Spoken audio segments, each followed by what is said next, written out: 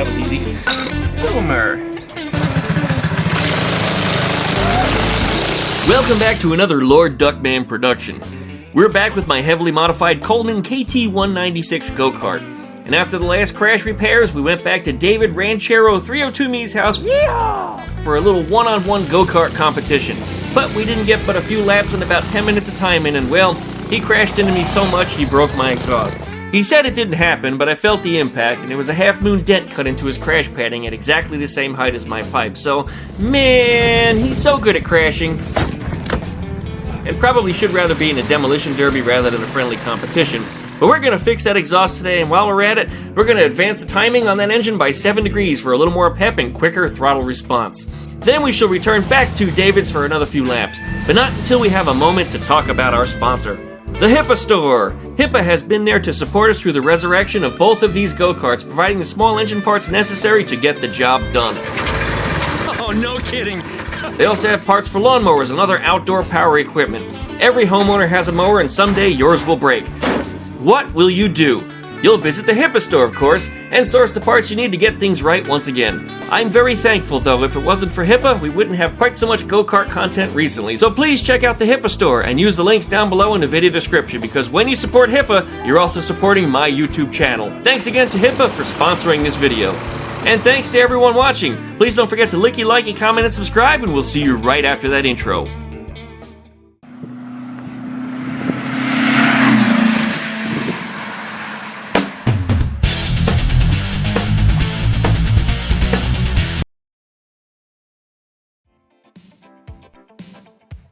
Well, for the first time ever, David and I got our two go-karts together, and, well, he crashed into me and knocked my exhaust pipe off.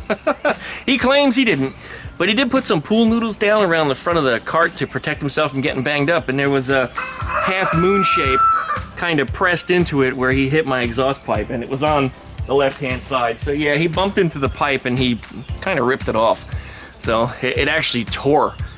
So, I need to weld all that back together.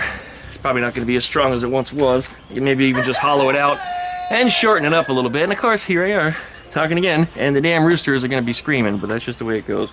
Anyway, I'll screw this thing back in because I did make a support for it, and then we'll get the sucker welded back together. I'll probably clean up this entirely and just redo it because, yeah, it's ugly. It's all jagged. All right, well, here we go. 15 minutes later. All right, we've got that all fixed. Notice how it's a little bulge as I welded all the way around it. I didn't want to grind too much of it down to weaken it. So anyway, that can go back on now. All right, here we go. Hope all my screw holes still line up. All right, there it is. Reinstalled again. Looks like the paint's doing a pretty good number of burning itself off there, but the pipe is turning mighty blue. What that says to me is I need a bigger jet on here. Somebody told me I needed a 120 at sea level. Some people said 125. And seeing as how I am actually at sea level here in Florida, I probably should go a little bigger than that. So I'm gonna throw a 130 in there. We'll just see what kind of performance we get out of it. Can only help it to run a little cooler too, especially since we're about to advance timing, and that makes more heat.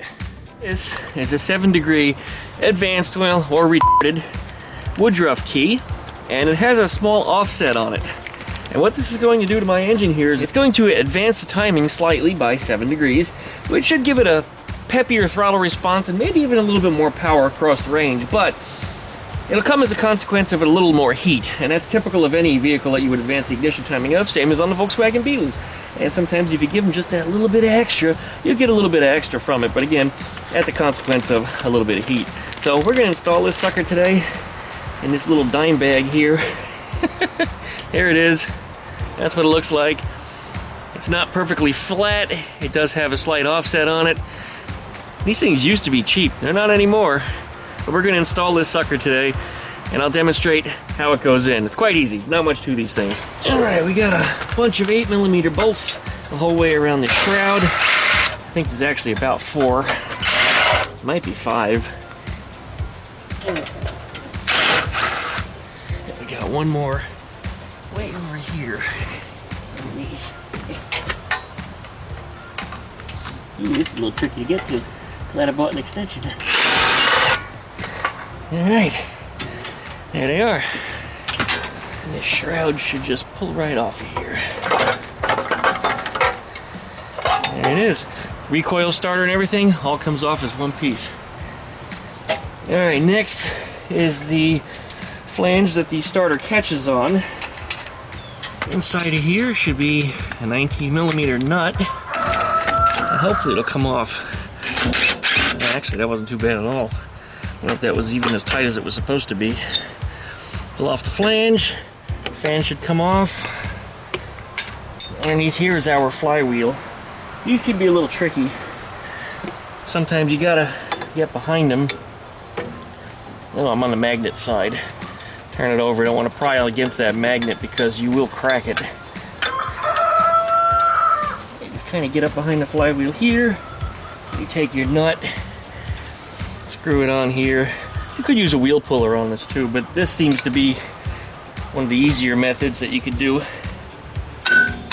Oh, that was easy. Just bop it just right. And providing it's not stuck on there for any reason, it should come right off. There it is, David. You probably noticed it looks an awful lot like them trolley wheels that you have. Alright, put that out of the way. And then on here, oh, it's facing upright actually, is our Woodruff key. These can be a little tricky to remove, especially if there's any rust on it. This one actually looks pretty clean. Sometimes you can just lift them out with your finger. Sometimes you can get under them with a screwdriver. Sometimes you just tap the end of them like this and they'll slide themselves up. Because they're kind of a half moon shape, they'll just ride up and out of the shaft just like that. There it is. There's our Woodruff key. And here's our offset key. And you can see the difference in them. This one has kind of a line on it. And the reason for the line is because, well, it's offset a little bit. It's not straight. Now this engine turns, I think we might be out of focus, we're good. The engine turns clockwise on this side. In order to advance the ignition, we'll have to make the little leaning side of this lean to the right. It's gotta go that way. And then once it's in the shaft just like that, our flywheel goes back on. Alright, flywheel goes on. Sometimes good to put a little grease on these. I'm not going to this time around. Make sure that it goes on straight. Looks like it did.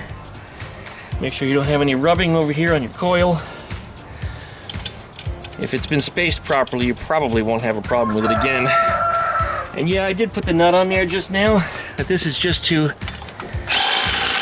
tighten it down to make sure that it does tighten down like it's supposed to. Yeah, everything looks good. Okay, take this back off. Our flywheel is currently pressed in place still, so it's not going to come off of there very easily. Gotta put our fan on, and you have to observe the direction in which it goes on. There's like a kidney shape in here. Probably a lousy description for the shape, but that's what BMW calls it. You should press into the flywheel and get the little divots lined up. Well, should being operative word. Something like this is going to be what screws me up, really. There it goes. And it's out again. Alright, it's in. Put our flange on. It's also keyed. There's a bump on it. Put it in the proper location. On goes our nut. And tighten. Now we'll come back and hit that with a torque wrench. Make sure that it's as tight as it's supposed to be. Once again, checking the coil over here. Making sure that it's not grinding on that flywheel. I think we're good. Okay. I've got a screwdriver through the recoil flange, and I got my torque wrench calibrated to 56 foot-pounds. There it is. That's the easiest way to do it without mangling things. All right, good. Let's put our cover back on. This guy right here. We'll run our bolts back in, and there's a little wire right here. I don't know if they're all like this, but make sure that you catch that wire. That way the bolt goes through it, because that appears to ground out that coil. which is kind of important. Otherwise, it won't make a spark. All right, use our tool like a nut driver here. Make sure that we catch that wire.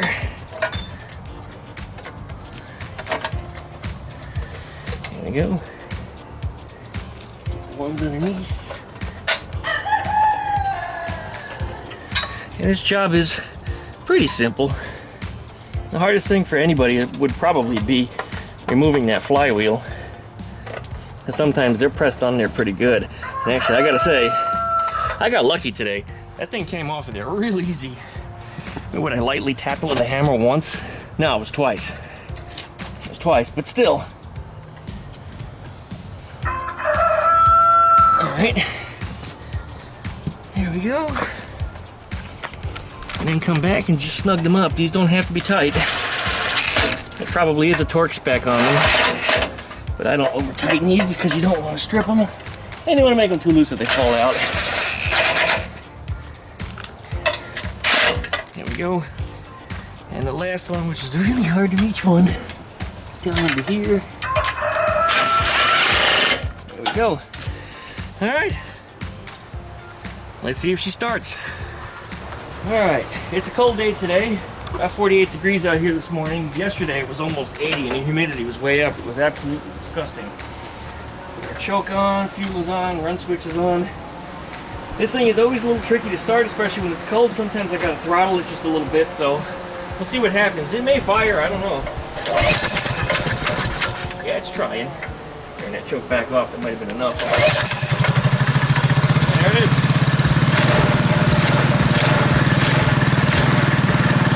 Yeah, so it's actually idling a little higher than it usually would be, which, as you know, on Volkswagens, if you advance the timing, that's typical. The idle speed will pick up. So that's why it started so easy, because it had just a little throttle on. What I can do at this point is I can actually reduce the idle speed, or maybe even mixture screw at low speed just a little bit. But it sounds good. But it's definitely faster than it was.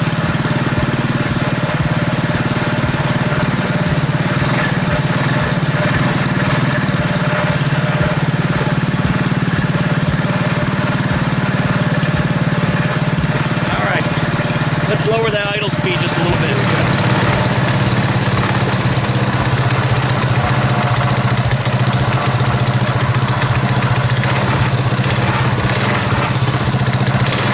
Wow, okay. It's much more jumpy, twitchy than it used to be on the throttle there, so.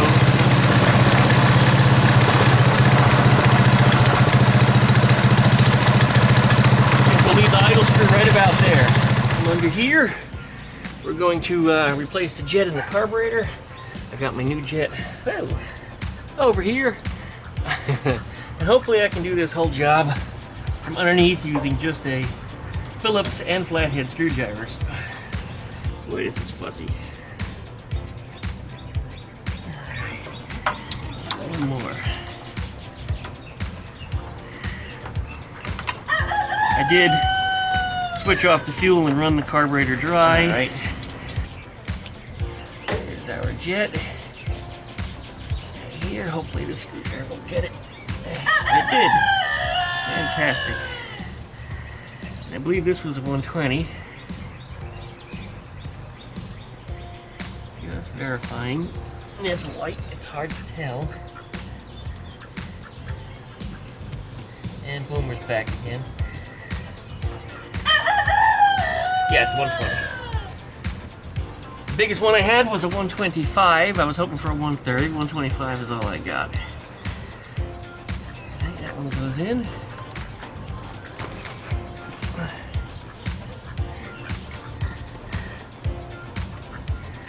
Snug that up. First, look at this. Ah! Damn it, I guess there was still some fuel left in there. It's all over me now. Great, so now I'm gonna smell like I work for a gas station. Okay. Son of a bitch. Yeah, I might have been better off taking off this carburetor. This is frustrating. Could have just been 2 more screws. I could have taken it off. I could have done this from an upright position, which would have made a lot more sense. I wouldn't have spilled anything. Maybe when I ran that carburetor dry, yeah, I probably should have opened a little tap on the bottom of it and let the fuel out of it. But I didn't. Alright, that should get it. Now after this, I'm going to downgrade the front sprocket to an 8. Started out with a 10. I ran a 9 before. I want to do an 8 and see how much difference it is as far as acceleration, performance, and torque is concerned. And of course, see if we lose any top speed. I got a feeling we're probably going to be pretty close to top speed, which means I'm going to keep it in a torquey setting. Alright, well there it is. Turn that fuel back on up here. And it should be ready to start. Here's my old jet. Here's the 10-tooth sprocket that I took off. This is the one that had the keyway sheared off in it. This sprocket is actually still good. So I can replace the key in there and put this thing back on if I wanted to.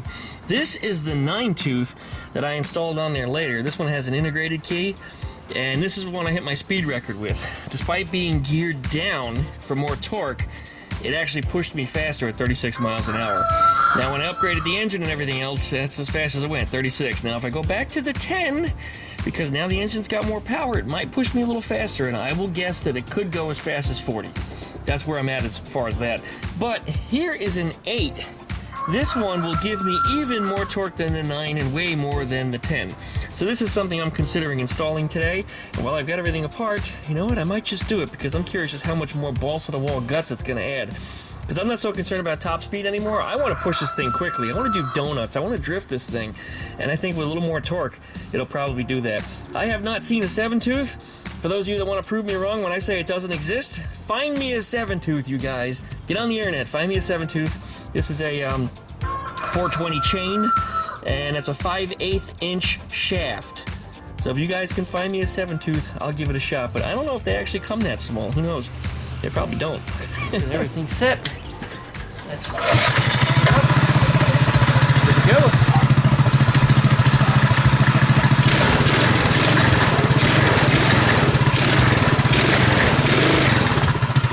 Alright. Exhaust sounds good. Ready to rock and roll. Alright, this time we're sprocketed with a 8-tooth sprocket up front. That means we should have 20% more torque than it was when it was stock, plus all the engine mods that I put into it, so it should go pretty good. Let's see what happens.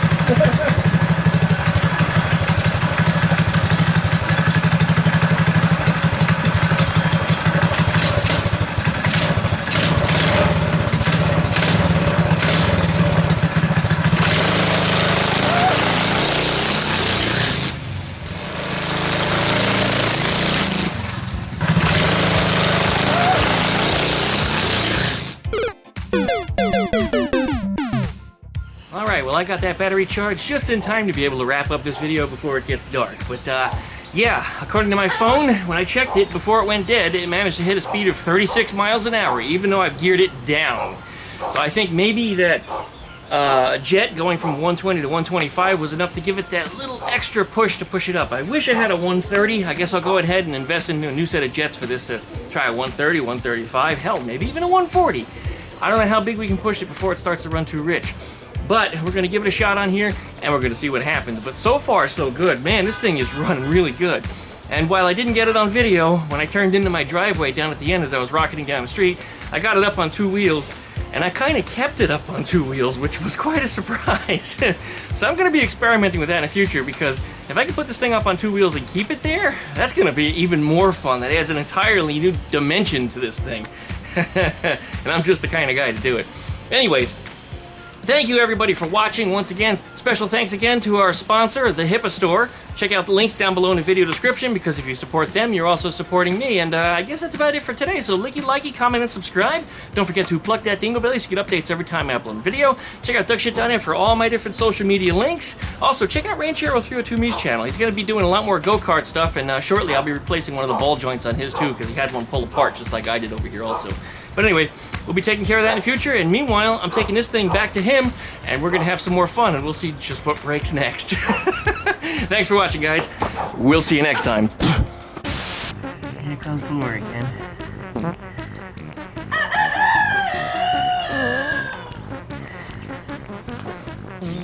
Oh, wait, Boomer. Go away. Say hi to everybody on camera. Say hi to everybody. Okay, now go away. Fuck off. Alright, and of course, while I'm under here, I got Boomer f***ing me. Boomer! Can't you see that your daddy's busy? When I'm on the ground on my back, I'm vulnerable, and he knows that. And he'll take advantage of it when I'm under a car or something.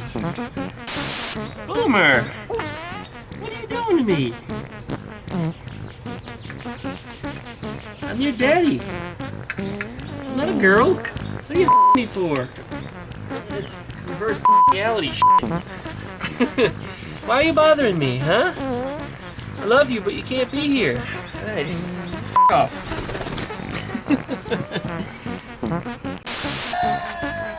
Seriously?